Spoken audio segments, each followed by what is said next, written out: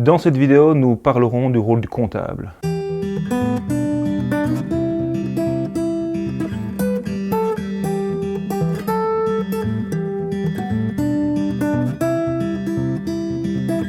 Trop souvent, l'entrepreneur se repose sur son comptable et ne vérifie pas sa comptabilité. Il lui laisse établir l'ensemble des documents, pourtant il en est toujours seul responsable.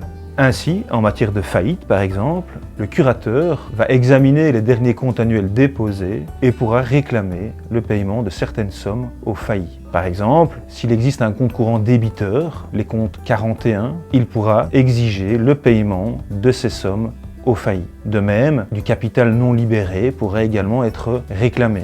Souvent, les faillis ne sont pas informés de l'existence de ces sommes dues. Cela peut avoir des conséquences importantes, y compris en matière de responsabilité pour le failli. Ainsi, par jugement assez récent de décembre 2020, un dirigeant d'entreprise a été condamné à une peine d'emprisonnement de 10 mois avec sursis en raison de l'existence d'un compte courant dans son chef de plus de 160 000 €, le tribunal ayant estimé que c'est ce compte courant qui avait entraîné la faillite de la société.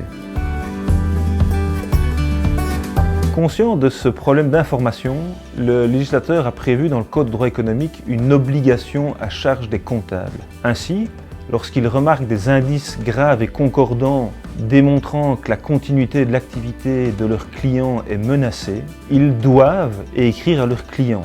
Dans ce courrier, le comptable doit préciser les menaces sur la continuité de l'activité et doit inviter son client à prendre des mesures pour mettre fin à ces menaces en déant un délai d'1 mois. Si le client ne prend aucune mesure en déant ce délai, le comptable a la possibilité d'écrire directement au tribunal de l'entreprise pour lui faire part de cette menace sur la continuité de l'activité. Le non-respect de cette obligation par le comptable peut entraîner l'engagement de sa responsabilité. Dans la prochaine vidéo, nous aborderons la procédure de réorganisation judiciaire, les conditions d'accès et les règles communes aux différentes formes.